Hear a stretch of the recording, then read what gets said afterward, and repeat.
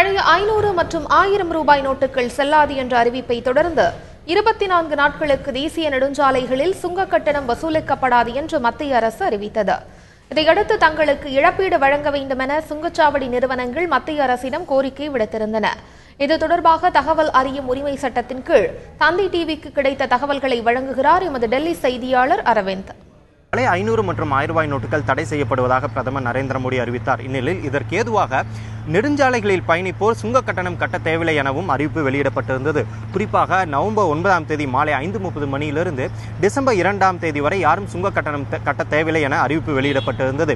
இந்நிலையில் இந்த 24 நாட்கள் சுங்க கட்டணம் ரத்து செய்யப்பட்டதால் தங்களுக்கு பெரும் இழப்பு ஏற்பட்டுள்ளது. எனவே மத்திய அரசு தங்களுக்கு இழப்பீடு வழங்க வேண்டும் என கூறி இந்த சுங்க சாவடி நிறுவனங்களும் அதே போல கான்ட்ராக்டர்களும் மத்திய அரசிடம் ஒரு கோரிக்கையை முன்வைத்திருந்தனர். இந்த கோரிக்கையை ஏற்றுக்கொண்ட மத்திய அரசானது 2 விதத்தில் இவர்களுக்கான இழப்பீடை வழங்கலாம். குறிப்பாக எத்தனை நாட்கள் இவர்களுக்கு அந்த சுங்க கட்டணம் ரத்து செய்யப்பட்டிருந்ததோ, குறிப்பாக அந்த 24 நாட்கள் இவர்களுக்கு மேலும் கால அவகாசம் வழங்கலாம். அதாவது ஒரு நிறுவனத்திற்கு அவர்களுடைய ஒப்பந்தத்தின்படி இன்றுடன் அவர்களுக்கான கால அவகாசம் நிறைவடையுமேயானால் 24 நாட்கள் அவர்களுக்கு கூடுதல் கால அவகாசம் வழங்கலாம் என்ற யோசனை முன்வைத்திருந்தது. இரண்டாவதாக நிறுவனங்கள் முன்வைக்கும் அந்த காம்பன்சேஷன், அந்த இழப்பீடை மானிட்டரி காம்பன்சேஷன், அதாவது பணமாக அவர்களுக்கு இழப்பீடை வழங்கலாம் என்ற 2 யோசனைகளை முன்வைத்திருந்தது. இந்நிலையில் அனைத்து சுங்கச்சாவடி நிறுவனங்களுமே ஒன்றாக சேர்ந்து தங்களுக்கு மானிட்டரி காம்பன்சேஷன், அதாவது பணமாக தங்களுக்கு இழப்பீடை வழங்க வேண்டும் என்ற கோரிக்கையை முன்வைத்திருந்தன. இதனை ஏற்றுக்கொண்ட மத்திய அரசானது ஒவ்வொரு நிறுவனமும் தங்களுக்கு இவ்வளவு இழப்பீடு ஏற்பட்டுள்ளதாக முன்வைக்கும் அந்த தொகையில் 90% வழங்கலாம். அனைத்து ஆவணங்களையும் சரிபார்த்த பிறகு இந்த 90% வழங்கலாம் என மத்திய அரசு தெரிவித்திருந்தது. இந்நிலையில் தேசிய நெடுஞ்சாலை ஆணையத்திற்கு கீழ் இருக்கும் 317 சுங்கச்சாவடிகளில் மொத்தம் 1212 கோடி ரூபாய் வரை இழப்பீடு இந்த நிறுவனங்கள் கோரியிருந்தன. இந்நிலையில் இந்த தொகை எப்படி வழங்கலாம், எப்போது வழங்க வேண்டும் என மத்திய அரசு இன்னமும் ஆராய்ந்து வருகிறது.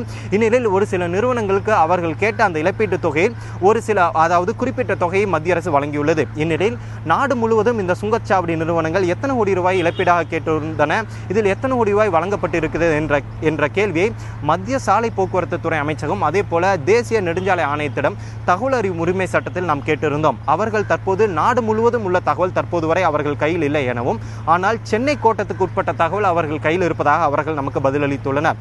குறிப்பாக சென்னை கோட்டத்துக்கு உட்பட்ட 4 சுங்கச்சாவடி மையங்கள், குறிப்பாக பரனூர், அதே போல ஆத்தூர், அதே போல நல்லூர் மற்றும் சூரத் 10 ஆகிய இந்த 4 சுங்கச்சாவடி நிறுவனங்கள் சார்பில் சுமார் இந்த 24 நாட்களில் இழப்பீடாக சுமார் 17,20,00,000 ரூபாய் கேட்கப்பட்டிருந்ததாகவும், அதில் 10 கோடி ரூபாய் மத்திய தேசிய நெடுஞ்சாலை ஆணையம் தரப்பில் தற்போது வரை வழங்கப்பட்டிருப்பதாக நமக்கு பதில் கிடைத்துள்ளது. அதே போல தேசிய நெடுஞ்சாலை ஆணையத்துக்கு கீழ் இருக்கும் அந்த தேசிய நெடுஞ்சாலை சுங்கச்சாவடிகளை தாண்டி மாநில அரசுகளுக்கு கீழ் இருக்கும் அந்த சுங்கச்சாவடிகளுக்கு மாநில அரசே அந்த இழப்பீடை வழங்க வேண்டும் எனவும் தேசிய நெடுஞ்சாலை ஆணையம் தற்போது முடிவெடுத்துள்ளது. இந்நிலையில் சென்னை கோட்டத்துக்கு உட்பட்ட அந்த சுங்கச்சாவடி நிறுவனங்கள் அவர்கள் கோரியுள்ள இழப்பீடை பார்த்தால் இந்த 24 நாட்களில் சுமார் 17,20,00,000 ரூபாய் தங்களுக்கு இழப்பு ஏற்பட்டுள்ளதாக அவர்கள் கூறியிருக்கிறார்கள். இதன் கணக்கீடை எடுத்துக்கொண்டால் சென்னை கோட்டத்திற்கு மட்டும் ஒரு நாளைக்கு இந்த சுங்கச்சாவடி நிறுவனத்துக்கு சுமார் 77 லட்சம் ரூபாய் இவர்களுக்கு அந்த சுங்க கட்டணமாக இவர்கள் வசூலித்திருக்கிறார்கள்.